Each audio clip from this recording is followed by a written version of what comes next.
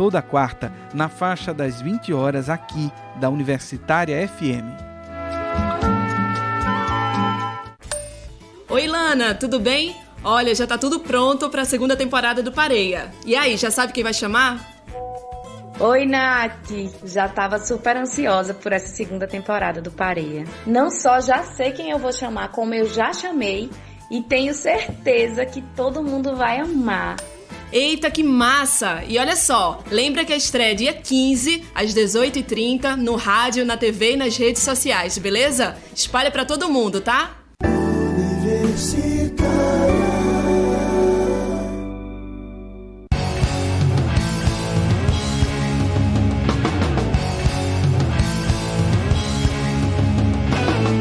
Programa Fora da Curva, jornalismo, crítica e diversidade.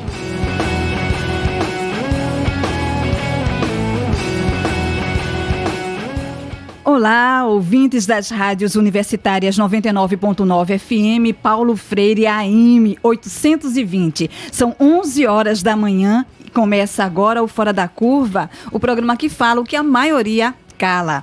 Eu sou a Manina Aguiar, eu faço parte do Centro das Mulheres do Cabo e estarei com vocês nesta terça-feira, das 11 ao meio-dia. E o Fora da Curva vai ao ar de segunda a sexta, aqui na Universitária FM e também na Paulo Freire AM, com retransmissão às 9 da noite na nossa rádio pública. Você também pode acompanhar ao vivo pelo facebook.com/programa Fora da Curva, pela página da Marco Zero Conteúdo, pelo facebook.com/Universitária 99.9. Como também pode acompanhar os nossos principais destaques no Instagram, @Programa Fora da Curva e no Twitter, @Prog Fora da Curva. Participe e divulgue o nosso programa nas suas redes sociais. O governo federal decidiu não apresentar os relatórios nacionais voluntários no Fórum Político sobre Desenvolvimento Sustentável dentro do debate acerca dos Objetivos de Desenvolvimento Sustentável, ODS, promovido pela Assembleia Geral da Organização das Nações Unidas, ONU. O Brasil estava entre os 47 países chamados para apresentar a revisão dos Objetivos do Desenvolvimento, além de propostas de políticas públicas sociais e ambientais. O Itamaraty decidiu que o Brasil não iria entregar os relatórios nem participar da sabatina, uma vez que os resultados foram alcançados pelos governos anteriores. O Fora da Curva de hoje quer saber por que o governo impede o desenvolvimento sustentável do Brasil. Para responder essa e outras questões, nosso programa conta com a participação de Alessandra Nilo, ela que é jornalista, especializada em saúde e pós-graduada em diplomacia. Ela é também cofundadora e coordenadora geral da Gestos, Soropositividade, Comunicação e Gênero e cofundadora e cofacilitadora do Grupo de Trabalho da Sociedade Civil para a Agenda 2030, GT Agenda 2030. Seja bem-vinda, Alessandra Nilo. Bom dia, Manina. Bom dia, ouvintes da rádio. Conosco também a Bruna Albuquerque, ela que é advogada e ativista à frente do projeto Manifesto Ambiental. Seja bem-vinda, viu, Bruna? Obrigada, Manina. Bom dia a todo mundo que está ouvindo também. Pois é, na ONU, os resultados dos Objetivos do Desenvolvimento não são considerados como políticas de um governo, mas de um Estado. Além disso, a sabatina não avalia apenas o que foi feito, mas o que os governos pretendem fazer para reduzir pobreza, doenças e situações de violações de direitos pelos próximos 10 anos. Nenhum país é obrigado a participar da revisão nacional voluntária, mas a participação no evento se tornou sinônimo de compromisso global para alcançar os Objetivos de Desenvolvimento Sustentável 2030. Para a gente entender melhor quais são os Objetivos de Desenvolvimento Sustentável, ODS. Alessandra. Então, os objetivos eles foram acordados em uma resolução internacional que foi aprovada em 2015 pelas Nações Unidas. Vocês lembram das metas de milênio, aqueles 8 jeitos de salvar o mundo e que tratava de muitas questões de saúde, questões sociais, basicamente. Então, os Objetivos de Desenvolvimento Sustentável vieram para dar continuidade àquela agenda que se iniciou nos anos 2000. Acabavam em 2015 e precisavam ser continuados. Em 2012, nós celebramos aqui no Brasil a Rio +20, aquela conferência super importante de segmento da Rio 92, que, enfim, foi uma conferência internacional muito importante.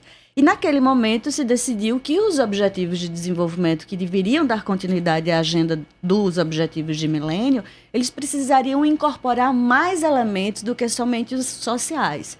Por isso que essa agenda tem hoje 17 grandes objetivos que foram acordados por todos os países na ONU, que tratam de questões sociais, ambientais e econômicas. Então, nós temos 17 grandes objetivos com 169 metas para serem alcançadas pelos países, e vale dizer que o Brasil teve uma participação muito ativa na aprovação desse documento e muito dos aspectos progressistas que foram aprovados nessa declaração. Bruna? Os ODS é o que a gente fala de Agenda Mundial de Governança, né? A gente precisa começar a pensar a política pública e movimento de sociedade, não pensando 4 anos, mas pensando daqui para 20 anos, daqui para 50 anos. Então, esse é o esforço da ONU no sentido de compilar muitos dos tratados internacionais que já haviam sido assinados, muitos dos compromissos. Os ODS, eles não são uma inovação, eles pegaram tudo o que havia sido acordado e fizeram um grande índice, um grande sumário. Então, a exemplo, tem a erradicação da pobreza, fome zero e agricultura sustentável. É para que a gente possa começar a falar em um futuro de desenvolvimento sustentável. Nesse momento, a gente precisa sanar determinadas questões que são venais para que a gente possa falar nesse tipo de assunto, né? Então, é coordenar todo mundo no mesmo sentido, porque também é uma questão de vida, questão de futuro, de sociedade. Olha, vamos ordenar as nossas políticas, os nossos esforços nesse sentido de combater e de atingir esses objetivos, né? Olha, então, em relação, né, ao futuro, como é então que vocês viram a recusa do governo brasileiro em participar desse encontro? Alessandra? Não foi uma surpresa, porque o que tem acontecido, na verdade, é que quando a declaração que estabelece os 17 Objetivos de Desenvolvimento Sustentável ela foi assinada em 2015, imediatamente a sociedade civil começou a demandar do governo federal a construção de uma estrutura de governança nacional que pudesse fazer o seguimento dessa agenda no Brasil. Então, em 2016, foi criada a Comissão Nacional dos Objetivos de Desenvolvimento Sustentável e, desde que esse governo assumiu, todos os esforços têm sido para reduzir qualquer sistema de monitoramento que possa indicar os desafios que o Brasil, na verdade, enfrenta. Então, foi uma luta da sociedade civil dentro da Comissão Nacional dos ODS fazer com que o Brasil apresentasse pela segunda vez, seria a segunda vez que o Brasil apresentaria um relatório voluntário nacional, e logo em seguida, quando o governo, isso foi mais ou menos acordado em torno de fevereiro, março, mas logo depois o governo volta atrás e diz que realmente não vai apresentar o relatório voluntário nacional. Isso, a justificativa, obviamente, foi dita que não havia condição de apresentar os dados, que eles não teriam os dados, e na própria reunião da Comissão Nacional, o IPEA e o IBGE informaram já ter os dados praticamente prontos para a análise que seria apresentada. Então, nós entendemos que isso é mais um passo de retrocesso dentro de uma série de retrocessos que tem acontecido na política externa brasileira, que mudou completamente o seu rumo nesses últimos 10 meses. Bruna, qual é a tua visão em relação a essa recusa? Bom, toda a movimentação do governo federal é nesse sentido, né? Se os dados não são favoráveis, cancela os dados, né? O próprio exemplo do que aconteceu com o INPE, né? Com aqueles dados alarmantes de desmatamento na Amazônia, a primeira atitude do governo foi de exonerar o presidente, né? Então, o que a gente vê é essa desinformação, é o desserviço, é o que, como muitos críticos chamam de desgoverno, né? É um extermínio de futuro, é você não se comprometer com a agenda de governança mundial, você está no descaminho mesmo. Eu vejo isso de forma muito...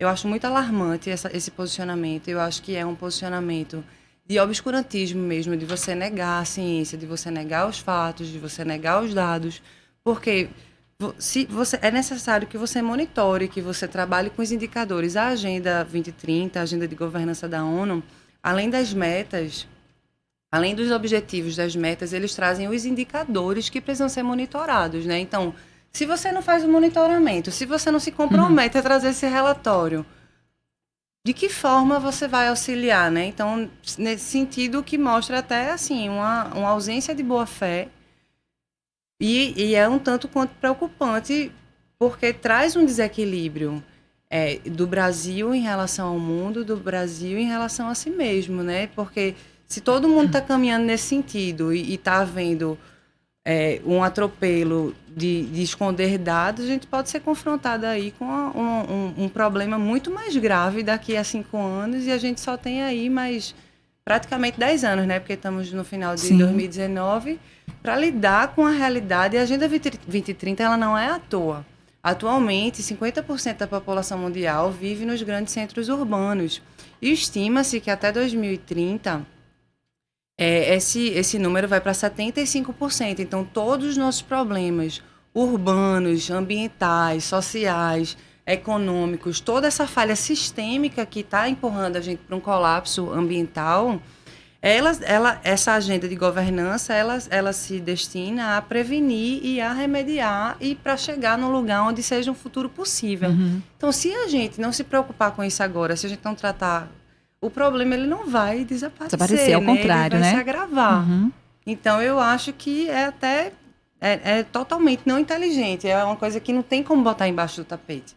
A gente precisa, em primeiro lugar, reconhecer o tamanho do desafio e todo mundo agir junto para resolver. O que a gente vê é negativa de ciência, negativa de dados e... como é que você pode ficar negando o óbvio? Eu acho que a gente tem que partir do reconhecimento para chegar numa solução. A gente ainda não conseguiu nem esse reconhecimento ainda. Alessandra, você faz parte, né, de todo esse processo, faz parte também do GT 2030 e tem contato também, né, com a questão dos outros países, as diplomacias. Como é que foi que você sente essa repercussão em relação aos diplomatas, em relação a esses compromissos que estão sendo descumpridos? O que isso gerou? Antes de falar dessa questão externa, Manina, eu acho importante pontuar também que a Agenda 2030 ela não é só uma agenda criada pelas Nações Unidas. Na verdade, ela é uma agenda extremamente alinhada à Constituição Federal. Se você faz uma análise entre cada um dos objetivos sustentáveis e o que está previsto na nossa Constituição Federal, você vai ver um completo alinhamento entre as agendas. E a Agenda 2030 também ela traz uma coisa que é extremamente inovadora, que ainda não tinha sido discutida nas Nações Unidas, que é o debate sobre desigualdades. Então, o grande avanço dessa agenda é dizer para o mundo, olha, não basta só acabar com a fome e reduzir a pobreza. A gente precisa acabar com as desigualdades, porque as desigualdades, independente se você está num país rico ou num país pobre, elas existem e elas precisam ser sanadas. Outro aspecto importante é que, na verdade, este governo ele tem pautado uma guerra contra direitos. O que está acontecendo no mundo e é um movimento, de certa forma, de contraprodução, digamos assim, de avanços que nós temos visto, é uma guerra contra os direitos humanos, direitos que foram conquistados e que agora estão sendo obstruídos por vários países. E o Brasil, que sempre se posicionou como um baluarte na defesa dos direitos, da democracia, inclusive dos direitos sexuais e dos direitos reprodutivos, com o governo Bolsonaro muda radicalmente a ponto de trazer para os debates e para os espaços de decisão da política nacional pessoas que são extremamente ideologizantes.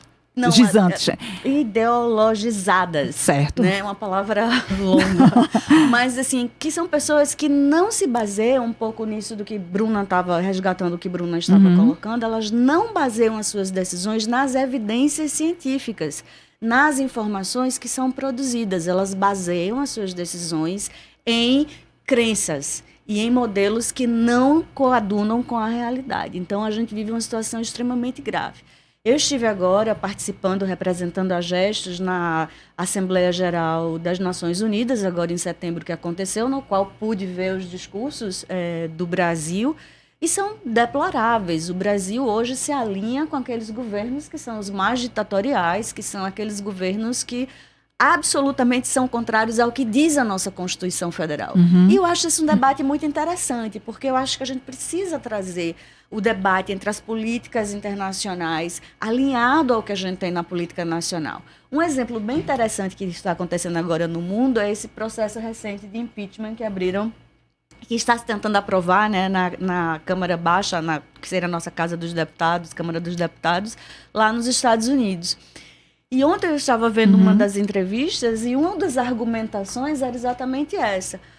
O presidente americano mentiu para a população.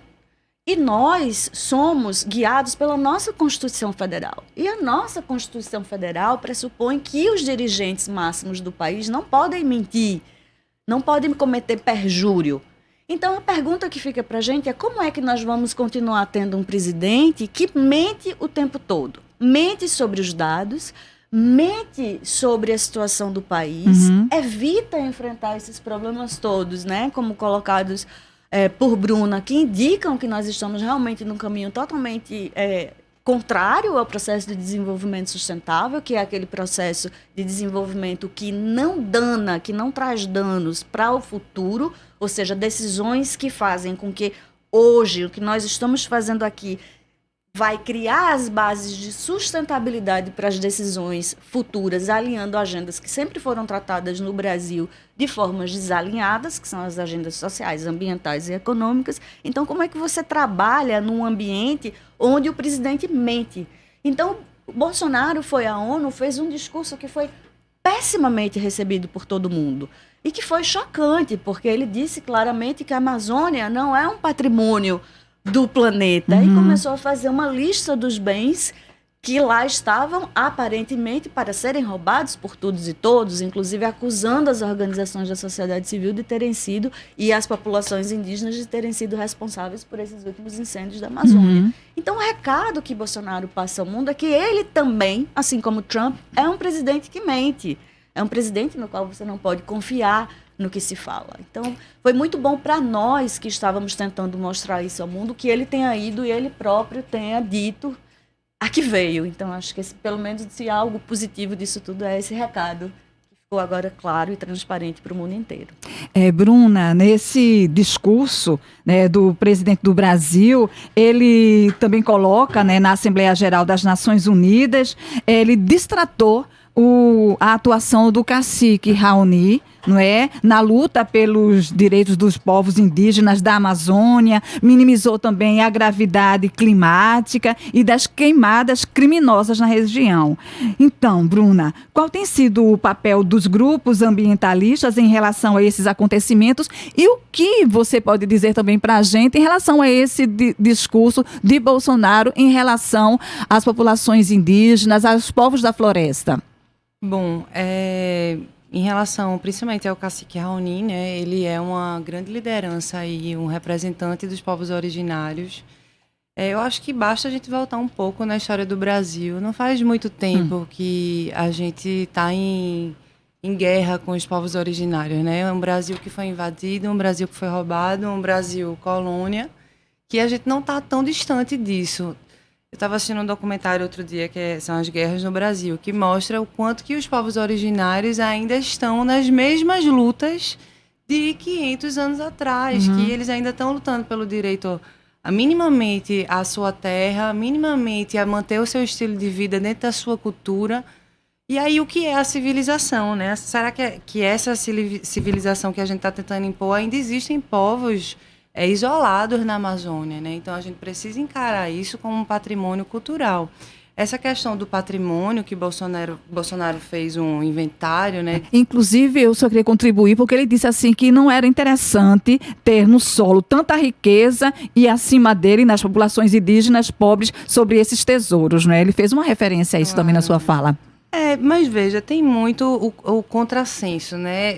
Existe muito não senso, existe muito falta. Eu vejo com até um pouco, às vezes, com compaixão, porque eu acho que falta assim repertório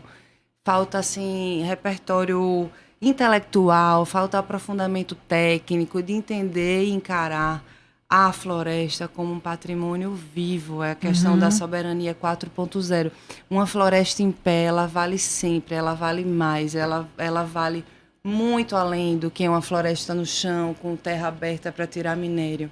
E aí é um problema sistemático e esse posicionamento dele é um posicionamento lamentável, mas como a gente também vinha conversando, essa questão da falta de instrução, da falta dos dados, levam as pessoas a acreditar nesse erro, né? Esse erro daquele que fala de uma forma... Enfim, essa forma como ele coloca as coisas acaba levando a legião ali de admiradores a achar que, não, ele fala porque ele é autêntico. Poxa, a gente tem que ver realmente se as coisas são ou não são. Eu acho que existe um grande problema aí nessa polarização e muito perigosa a fala dele, né? Eu acho que, enfim, acabei debandando um pouco da questão dos povos originários. Eu queria que você colocasse também, né, em relação a essa fala dele, o que os ambientalistas, né, estão fazendo em relação à desconstrução dessa fala. Olha, em primeiro lugar, até como a Marina bem colocou, assim, é um repertório de grosserias contra quem está ali operando o meio ambiente, né, contra quem estuda, contra quem está sentindo o que está sendo feito. Os ambientalistas, de uma forma geral, até como no ato da Amazônia na Rua, que todo mundo fala, que o meio ambiente é a grande pedra no calo, a pedra no sapato do governo, né? Ele consegue se safar muitas vezes em muitas coisas, né? A economia, algumas pessoas, não é isso, é aquilo, mas o meio ambiente não tem como, sabe? E, bom... Eu acho que se ele não prestar atenção, porque meio ambiente, ele é a chave para a conciliação entre todas as áreas. Eu tenho essa opinião e acho que é muito... Por exemplo, ruralista. Meio ambiente não é inimigo de ruralista, pelo contrário, sem meio ambiente não tem agronegócio, então a gente precisa acordar para os fatos, as evidências e a ciência, para que todo mundo passe a contribuir, a colaborar com o meio ambiente, para que o meio ambiente possa continuar colaborando com a possibilidade de vida no planeta. De sustentabilidade, né? Isso? Alessandra, nesse mesmo pronunciamento, né, do presidente, ele falou em diminuição de homicídios e do que o governo considera como resultados positivos das políticas de apreensão de drogas. Então, como é que vocês avaliam as políticas de enfrentamento à violência do atual governo? Conferem com esses dados que ele passou, Alessandra? Eu queria também só fazer um comentário sobre a questão do meio ambiente, que também tem muito a ver, e assim, é muito importante que as pessoas saibam também que os ambientalistas estão usando uma estratégia que é muito importante nesse momento, que é a questão da judicialização. Então, esse discurso do Bolsonaro gerou um pedido, né, entrada no STF em relação contra o que foi dito e a acusação, né, de que as ONGs estavam lá incendiando as florestas, etc. E agora o governo, esta semana, nós vamos acompanhar essa novela, porque o governo tem aí 10 dias para enfim, vai precisar responder sobre isso, e isso é uma área que é muito importante que se tenha uma ação efetiva, e o caminho que se tem escolhido, e o único caminho que talvez seja possível nesse momento, além de voltarmos a conversar com a sociedade, fazer esse diálogo, né, que Bruna propõe. As pessoas precisam realmente entender, e nós precisamos contrapor essa narrativa desse governo, que é uma narrativa fascista, porque, na verdade, ela tenta vencer pela repetição. transformando mentiras em verdades, fazendo com que as pessoas queiram acreditar em coisas que não são fatos. A Bruna estava querendo complementar, Bruna, para você continuar, Alessandra. E a narrativa é talvez o pior veneno que está sendo jogado na sociedade, né? Porque não é que ele vai lá e manda tocar fogo, mas quando você empodera pela narrativa, quando você coloca um líder do Estado, do país, empoderando as pessoas, falando contra o meio ambiente, isso tem um poder nocivo muito maior do que se ele tivesse à frente ali do movimento. E o que é mais alarmante que a gente vive atualmente, até puxando esse gancho sobre a judicialização, é que a gente vive uma época de descrença nas instituições, né? Então, a gente vive uma época de falta de confiança em si, nos outros, na sociedade, nas instituições. Então, a gente tá em muitos maus lençóis com uma liderança que leva a gente cada vez mais para o abismo, né? Alessandra, você tinha falado no início também do programa que trouxe um outro olhar, né, dentro desses acordo internacional da ONU, do ODS, que é sobre a questão das desigualdades. Então, que link tem entre essa fala do Bolsonaro, colocando aqui uma coisa muito positiva, que foi as políticas de apreensão de drogas e a redução dos homicídios? Então, isso faz parte de mais uma tentativa do discurso falacioso. Porque o que acontece com os dados? Os dados, eles são dados crus. Eles podem ser tratados como um copo meio cheio ou meio vazio, a depender de quem está fazendo a argumentação. Então, algo que, por exemplo, muito importante ele esqueceu de dizer é que pouco de diminuição de dados de violência que a gente tem, e isso se localiza especificamente em alguns lugares, ela vem acompanhado de um aumento muito maior da repressão policial. Vem acompanhado de uma política de encarceramento que totalmente desconhece os direitos humanos, que totalmente tira de sua inclusão as questões da ressocialização dessas pessoas que são cometidas por crime. E quando ele fala sobre combate a crime, o Brasil, na verdade, está andando na direção oposta do mundo inteiro, porque as políticas de drogas, de controle de drogas no mundo inteiro têm sido revistas para despenalizar as pessoas que consomem as drogas, para legalizar determinadas drogas que hoje se transformam, são tratadas como drogas nocivas, mas que se transformam em meios de comércio no mundo inteiro. Então, por exemplo, a Califórnia. A Califórnia é um estado nos Estados Unidos que fatura bilhões de dólares com a produção da cannabis, porque usa para efeitos medicinais, usa para produção de tecido, usa para uma série de coisas que aqui no Brasil poderia estar sendo utilizado também, e faz uma política absurda de repressão, uma política que não vem acompanhada de nada de educação, não vem acompanhada de ressocialização e que mantém, vamos também ser bem sinceros e sinceras sobre isso, mantém as pessoas responsáveis pelo tráfico pesado no alto. Sim. E muito alinhado com os espaços de poder. Essa discussão não acontece no Brasil. A gente nunca teve uma conversa realmente transparente dentro do Congresso Nacional. Quem são os chefes do tráfico de droga que financiam as campanhas das pessoas que estão aqui? A quem interessa manter as drogas na ilicitude? A quem interessa manter as drogas na ilicitude? A quem interessa manter um sistema de milícias que hoje corrompe o estado do Rio de Janeiro, que inclusive deu a grande sustentação para anos e anos e anos de segmento do governo Bolsonaro na sua gestão no parlamento brasileiro. Então, existem conversas no Brasil que não são feitas. Então, é muito mais fácil penalizar e criminalizar. E, mais uma vez, as pessoas que são penalizadas e criminalizadas por essa falta de resposta do governo federal são as pessoas mais pobres, são a população negra, principalmente jovens. Porque o Brasil hoje tem um sistema, e isso é um dos dados de desigualdade, o Brasil é o terceiro país do mundo em termos de quantidade de pessoas presas. Do ponto de vista nacional, a gente tem quase 2 pessoas para cada vaga. Isso a depender do estado que você está, porque tem estado que são 3, 4 pessoas por vaga. A maioria das pessoas presas são por tráfico de droga, tráficos, às vezes, inclusive, muito, muito leves, pessoas que poderiam estar aí respondendo com penas alternativas e outras medidas, e são pessoas jovens e negras. As pessoas que estão na prisão são essas pessoas, enquanto, na verdade, a grande conversa sobre tráfico, sobre segurança, que, na verdade, a política de segurança nacional é um grande déficit, assim como a questão da população indígena, que nunca foi bem tratada nesse país. A questão da segurança nacional é um dos temas que mais preocupa a população brasileira, mas para o qual ainda não se construiu uma política. E essa política proposta pelo governo Bolsonaro, que é de maior encarceramento, que é de maior permissão para que a polícia haja de uma forma muito mais agressiva e violenta, certamente não é essa política que a gente defende. Bom, gente, essas discussões você acompanha aqui na Universitária FM, a nossa rádio pública.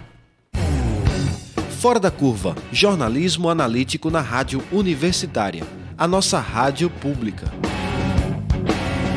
Universitária FM 99.9. Olá, ouvintes da Rádio Universitária. Aqui quem fala é Rafael Marques, bandolinista e regente da Orquestra Malassombro. Venho aqui para convidar a todos ao nosso próximo acerto de marcha, que será no Armazém do Campo, dia 13 de outubro, a partir das 16 horas, aberto ao público. Vamos lá! Onde estou eu, onde está ali? Oi, Lana, tudo bem? Olha, já tá tudo pronto para a segunda temporada do Pareia. E aí, já sabe quem vai chamar? Oi, Nath! Já estava super ansiosa por essa segunda temporada do Pareia. Não só já sei quem eu vou chamar, como eu já chamei e tenho certeza que todo mundo vai amar. Eita, que massa! E olha só, lembra que a estreia é dia 15, às 18h30, no rádio, na TV e nas redes sociais, beleza? Espalha para todo mundo, tá? Você, pai, tem papel muito importante na amamentação. Proporcione à mãe um ambiente tranquilo e permita que ela dedique-se exclusivamente ao bebê. Apoie e incentive sua companheira. O sucesso na amamentação também depende de você. Uma produção Rede Nacional de Rádio. Festival no Ar Coquetel Molotov 2019. Dia 16 de novembro no Caxangá Golf Club. Shows de Lineker e os Caramelos, Gui Borato, MC Tá, Black Alien, Sef da Lisa, Luiz Lins e muitas outras atrações em mais de 12 horas de programação. Ingressos já à venda na Simpla. Mais informações em coquetelmolotov.com.br. Apoio Rádio Universitária FM. Realização Coda Produções.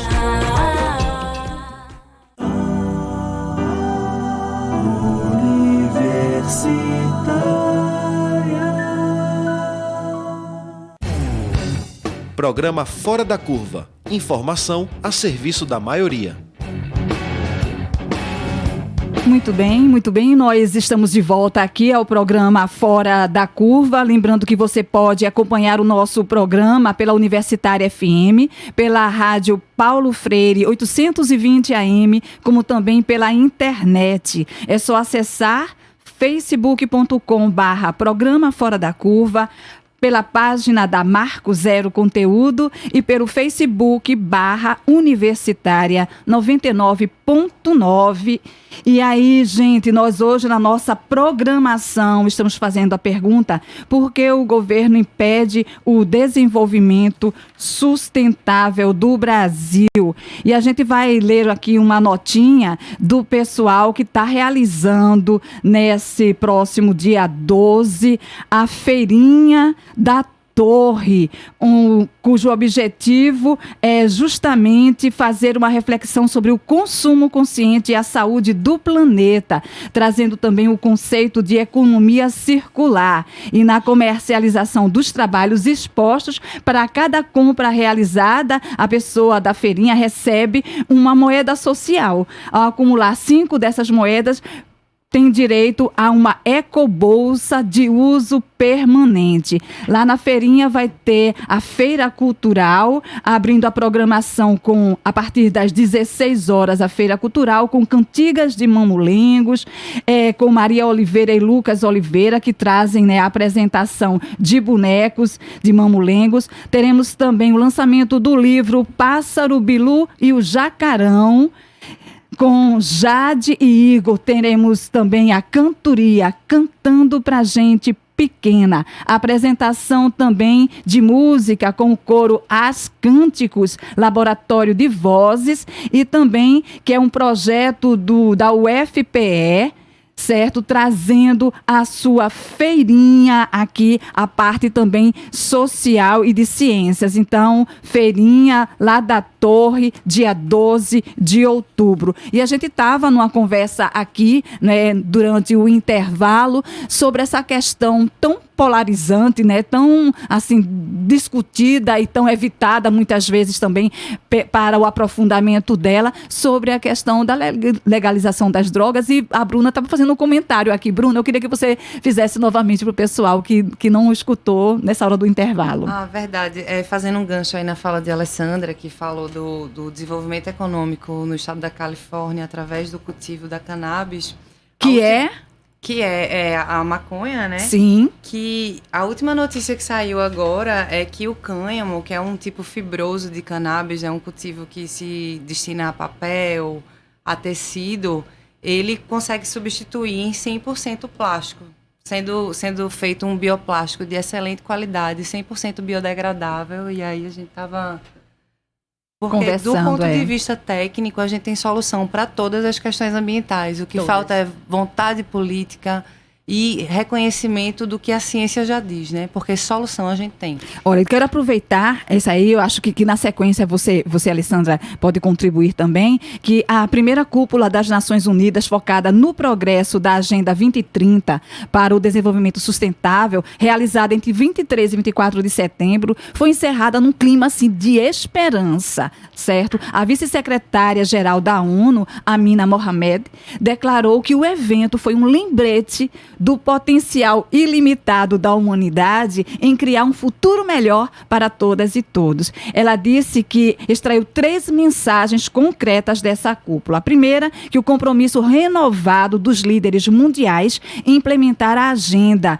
Outra, o reconhecimento de que os Objetivos de Desenvolvimento Sustentável, ODS, estão longe de serem alcançados, e a determinação de intensificar esforços para cumpri-los. E por fim, por último, a nitidez de que precisa realmente ser feito daqui em diante. E aí a pergunta é, o próximo encontro vai ser no 2020. Vocês acreditam que o Brasil vai tentar cumprir os Objetivos de Desenvolvimento Sustentável? E que análise, Alessandra, você complementaria fazendo em relação ao governo? Acho que não é uma questão de acreditar, Manina. A gente precisa realmente centrar esforços na análise dos dados que nós temos. E os dados, o Grupo de Trabalho da Sociedade Civil para a Agenda 2030, no seu site, todas as pessoas que nos escutam podem acessar, que é www.gtagenda2030.org, compilou esses dados nacionais da situação em que nós temos hoje. Então, o desafio que a gente tem não é pequeno. Nós temos aí 15 milhões de pessoas em extrema pobreza, 55 milhões de pessoas pobres, 34 milhões sem acesso de água tratada, 100 milhões sem acesso a serviço de esgoto, 5,2 milhões de pessoas que passam fome no Brasil. Isso é mais do que a população do Uruguai, isso é quase a população do Chile, por exemplo. Fora o aumento enorme nas denúncias de violência, a gente teve um aumento de 66%, por exemplo, em denúncias de casos de estupro em 2018, sendo que mais de 60% desses casos aconteceram com crianças e adolescentes, ou seja, aqui no Brasil, entre 3 de cada 4 casos de estupro que são denunciados são de crianças e adolescentes. E aí pense, por exemplo, que o próprio Ministério da Justiça diz que a média de denúncia é somente de 10% dos casos. Então, eu estou dando assim, vários exemplos de várias áreas. Poderia dar outros, 8 milhões, por exemplo, de quilômetros aí de área costeira que não damos conta, que não tratamos, a questão do lixo, dos resíduos sólidos. Enfim, todos os indicadores de desigualdade no Brasil são muito graves. O que eu estou querendo dizer é que o nosso diagnóstico não é um diagnóstico fácil. Sim. Para responder esse diagnóstico, nós precisaríamos de políticas muito diferentes das políticas que estão sendo colocadas por esse governo federal. Então, os dados e as tendências que nós temos analisado indicam que, não, em 2020 nós não estaremos em uma situação melhor a continuar com o mesmo tipo de política e direcionamento que estamos tendo. Não é à toa que a primeira medida provisória do governo Bolsonaro, quando ele assume, foi a transferência da questão das terras indígenas para o Ministério da Agricultura, o que depois foi revisto, e o fim do CONSEA, que era o Conselho de Segurança Alimentar, que tanto contribuiu para melhorar e fazer o Brasil sair do mapa da fome, mapa que o Brasil agora arrisca voltar. Então, todas as tendências e análises e dados desse governo indicam que não, que em 2020 nós não estaremos numa situação melhor. Acrescentando a isso, se for possível, pois não, vale ressaltar o ataque fortíssimo às organizações da sociedade civil, aos espaços de participação democrática, à imprensa nacional que nós vivemos. Então, os indicadores que nós temos, sociais, econômicos e ambientais, não são nos levam muito a crer. ruins, não nos levam ao caminho do desenvolvimento sustentável. Bruna, queria fazer uma complementação? Bom, tem a questão institucional federal, né, que a gente vê caminhando no sentido de negativa, sentido inverso, no sentido de não se colocar na mesa para o diálogo. Então, você já vê aí uma má vontade. Então, desse ponto de vista institucional federal, eu não vejo com bons olhos, mas eu sou eu tenho sempre razão para acreditar. Eu vejo, no entanto, a sociedade, as instituições, as pessoas despertando também para as questões, empresas, segundo setor, terceiro setor, colaborando. Exemplo da Gestos, que está aí à frente, protagonizando o movimento pela Agenda 2030. Uns anos atrás, nem muito atrás, dois anos atrás, você falava numa plateia de 100 pessoas, ninguém sabia o que era. Hoje todo mundo sabe o que é a Agenda 2030, né? Então, é preciso haver esse fortalecimento. E essa militância, esse ativismo que nós fazemos é também no sentido de fortalecer essa agenda de governança. O setor público, ele é uma ferramenta muito importante, mas ele não é a única. Então, a gente precisa votar todo dia, se mobilizar, cobrar. Conhecimento é poder e também é liberdade. E eu não vejo que eu acho que em 2030, não sei como a gente vai chegar em 2030, mas eu vejo que, apesar dos desmontes e dos retrocessos do governo federal, existem avanços da população, existem avanços do próprio setor ambientalista, porque essas agressões também acabaram por nos unir e nos fortalecer, e não tem mais tempo de ficar no silêncio, né?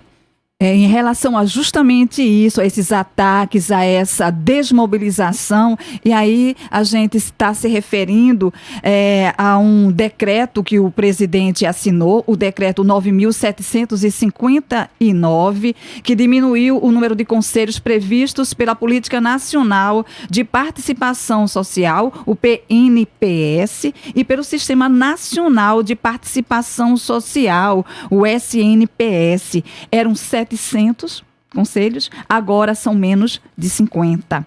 Além de conselhos, o decreto também seguiu comitês, comissões, grupos, juntas, equipes, mesas, fóruns, salas e qualquer outra denominação dada à colegiada que não tenham sido criadas por lei.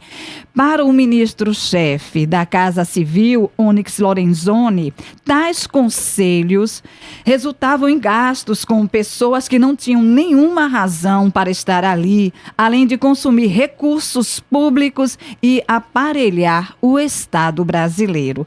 Em que isso fere a Constituição, em que isso desafia, né? Qual é a gravidade da retirada desses conselhos?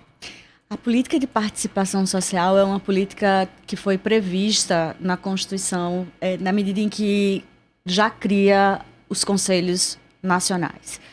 E esses conselhos nacionais são as instâncias, para quem não conhece como funcionam os conselhos, geralmente são conselhos nos quais participam representantes da sociedade civil, representantes do governo e representantes de pessoas que, de alguma forma, são afetadas por aquela política. Por exemplo, no caso do Conselho Nacional de Saúde, os usuários e usuárias do sistema de saúde têm a sua representação.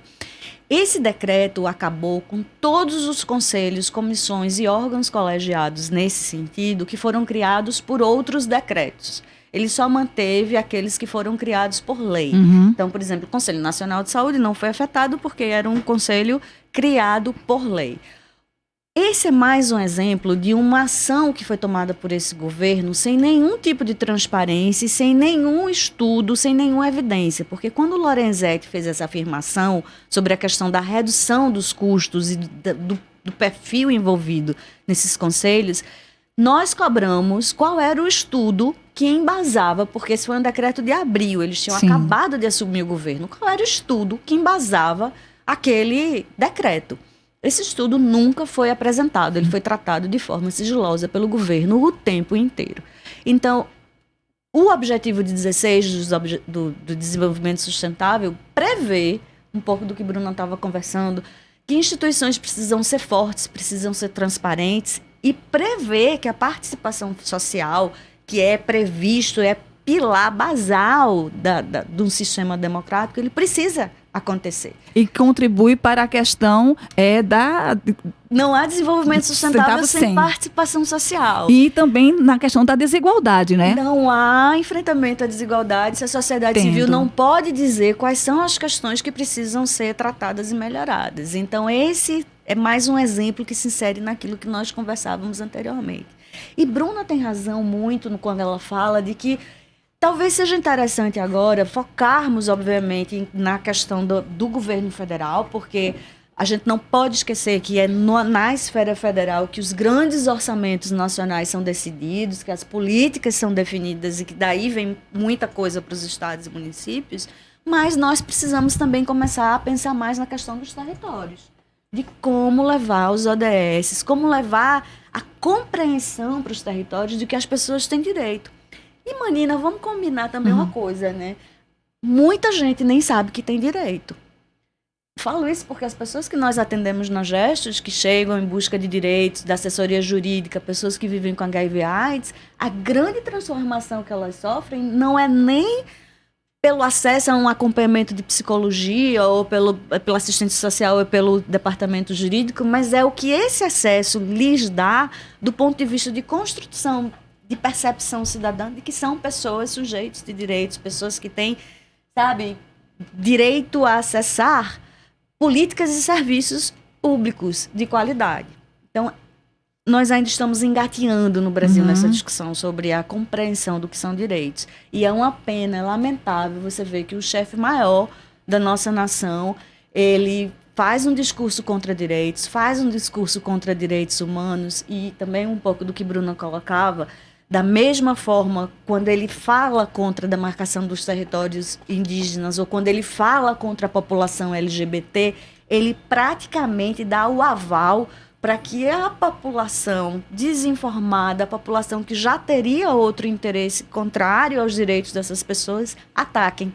Então você não precisa nem esperar que a lei seja aprovada, você não precisa nem esperar que todos os direitos das populações LGBTI caiam, porque essa violação e esse ataque já se acirra na prática, no cotidiano, quando você tem um chefe da nação fazendo discursos que são completamente contrários à agenda de direitos. É muito grave o que a gente vive no Brasil. E isso fere a Constituição brasileira? Isso fere a Constituição brasileira.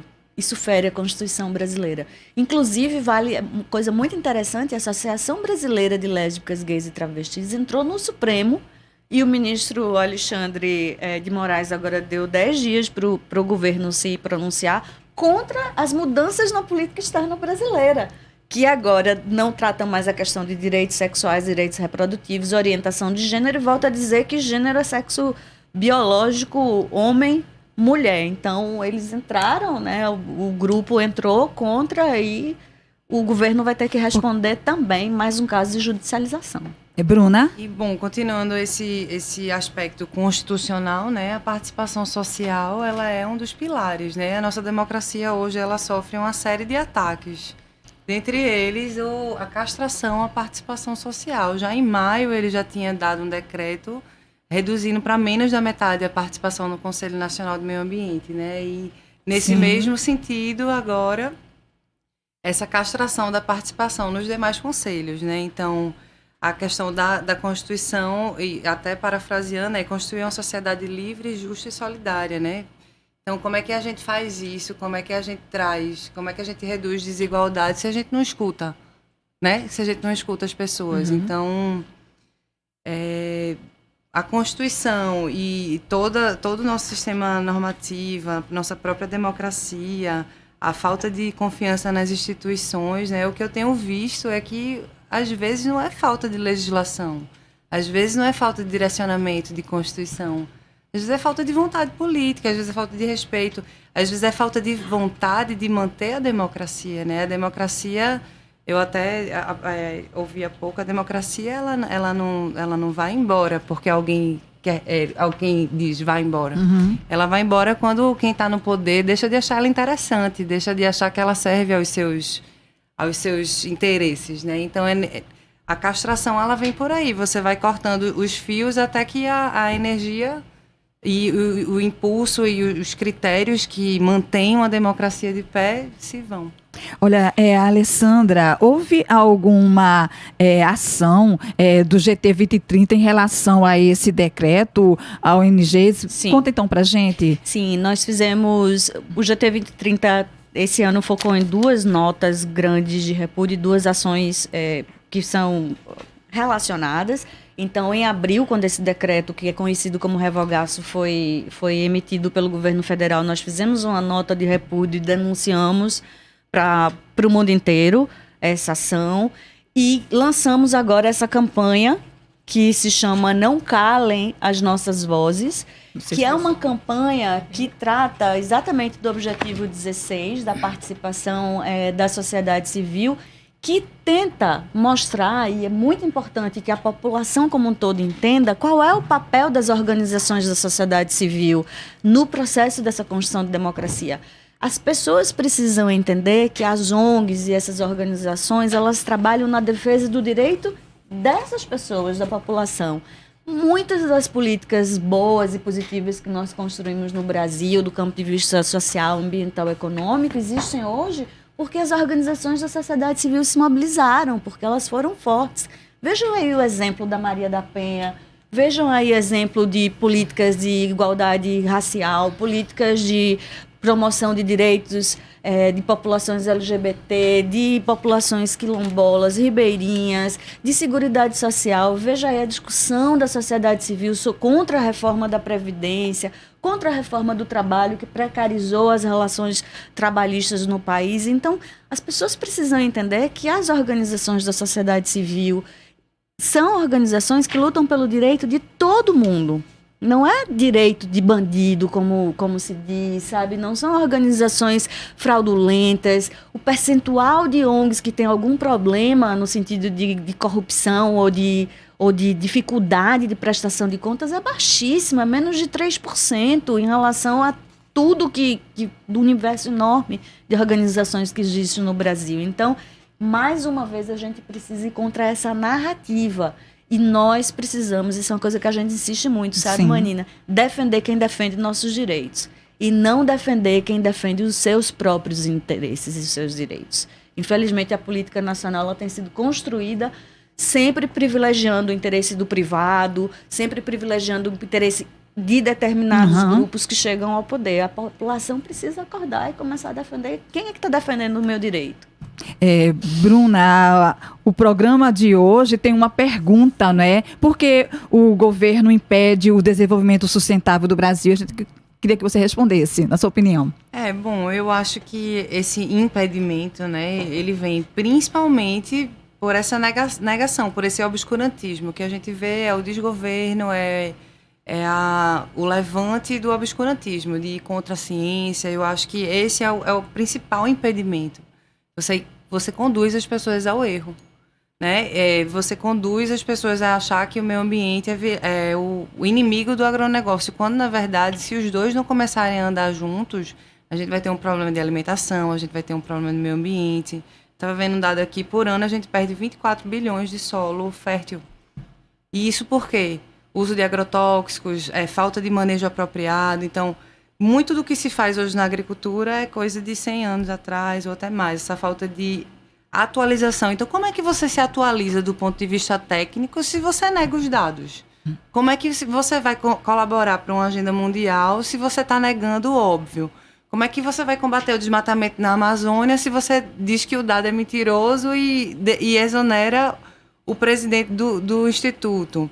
Então, como é que você vai fortalecer a democracia se a sua medida para isso é cancelar a participação social? Então, eu acho que o governo ele tem impedido, principalmente porque eu sinceramente eu acho que ele não tem a menor noção do que precisa ser feito e prefere aquela coisa que a agressão é a melhor defesa. Ele diz que não vai falar, ele diz que não vai participar, ele diz que você também não vai falar, que isso não existe. E vamos em frente. Tanto é que você vai vendo as notícias, o próprio CONAMA, eu estava vendo aqui, numa reportagem tem dizendo, CONAMA vai de 96 para 23 participantes. E no site do Ministério do Meio Ambiente diz... O que é CONAMA? É o Conselho Nacional do Meio Ambiente. Diz que agora, com esse novo decreto, o CONAMA ficará mais ágil, né? A que preço, né? A que preço? Então, eu acho que a gente vive a cultura do sim, sim, não. Isso tem um problema. Aí a gente pensa, sim, precisa ser modernizado. Aí todo mundo diz sim. Quando eles vêm com a reforma, há exemplo até agora dessa reforma que estão colocando silenciosamente sobre licenciamento ambiental, aí você não tem mais como dizer não. Você já disse que tinha um problema. Então, é uma tendência ao erro e que está sendo empurrado. E isso vai ter um preço. Isso não vai deixar de ter um preço, não. E todo mundo vai pagar. Então, eu acho que não tem como negar. Eu acho que eles impedem nesse sentido. E não só eles, não. Eu acho que a coerência dos governos e dos setores públicos, eles têm que acompanhar o que está sendo feito de aprofundamento técnico ambiental. Você não pode continuar negando ciência. A gente está vivendo muito essa época atualmente. Alessandra, né, você como é também jornalista, como é que você tem visto a relação da mídia em relação a tudo isso que está acontecendo no atual governo e de ameaça para as ODS? E eu peço que você procure, porque temos 2 minutinhos apenas. Me avisa aí, Manina, então. Tá bom. Eu estou muito preocupada com a mídia. Eu estou preocupada com a mídia porque, obviamente, tem sido a mídia que é a favor do presidente, a mídia que é a boazinha, a mídia que faz alguma crítica ao presidente, a mídia malzinha, mas eu estou mais preocupada com outra questão, que é a normalização do discurso, este discurso ultraliberal e ultra-repressivo que vem acontecendo. Então, acho que a mídia tem aprofundado muito pouco, tem questionado muito pouco os dados que são apresentados, tem ficado num debate extremamente superficial. Então, o presidente fala uma besteira, a mídia repercute por uma semana, sem ir atrás de quais são os dados, quais são as políticas, quais são as implicações, o que é que acontece nas pessoas. Então, eu acho que foi preciso ter um intercept no Brasil para você começar a discutir o que é jornalismo. Você voltar a uma discussão que a gente fazia lá na época da faculdade. Qual é o papel do jornalista? Qual é o papel de investigar, de questionar, independente? E nós tivemos durante muito tempo, e temos ainda, mídias que são extremamente tendenciosas. Existem veículos de tendência para um lado e para o outro, com o qual é impossível de você realmente aferir um dado, porque a tendência ela está matando o jornalismo no Brasil. Então eu vejo com bastante preocupação a questão da mídia nacional. Numa frase, o que a sociedade pode fazer para estar dentro dessa luta, lutando pelos seus direitos? Ela precisa entender que a desigualdade não é um destino. Desigualdade é resultado das opções políticas que ela faz e das decisões que os seus representantes fazem. Quando ela entender isso, ela vai começar a entender que ela tem todo o poder e toda a capacidade de mudar o que está posto. Bruna? Mude por dentro, mude por fora, cobre mudança. O problema da gente é sistemático e a solução também. Vamos mudar tudo. Bom, minha gente, muito obrigada a Alessandra Nilo, a Bruna Albuquerque por ter contribuído na nossa programação de hoje. Lembrando que o programa vai ser repetido logo mais às 9 horas da noite na nossa rádio pública. E o Fora da Curva de hoje teve a produção de Ana Veloso, Carol Torpe e Larissa Silva. Na locução Manina Aguiar, nos trabalhos técnicos, novidade pra gente, que bom pela companhia, Alexandre César. Nas redes sociais, a Larissa Silva e a Carol Torpe. Um abraço também para Mariana Reis, do Centro de Cultura Luiz Freire. Programa Fora da Curva. A gente fala o que a maioria cala. Obrigada pela companhia. O programa Fora da Curva é uma realização do Departamento de Comunicação Social com o apoio do Departamento de Sociologia e do Núcleo de Rádio e TV Universitárias. Parceria com o Marco Zero Conteúdo, Centro das Mulheres do Cabo, SOS Corpo, Centro Sabiá, Terral Coletivo de Comunicação, Centro de Cultura Luiz Freire. Esse programa fica disponível em nossa página do Facebook e no canal do YouTube. Acompanhe as nossas redes sociais, porque nós também divulgamos por lá muita informação que você não vê por aí. A música tema deste programa foi composta pela banda Diablo Motor. Programa Fora da Curva. A gente fala o que a maioria cala. 12 horas. Universitária. ZYD 240, 99.9 MHz. FM. Universitária.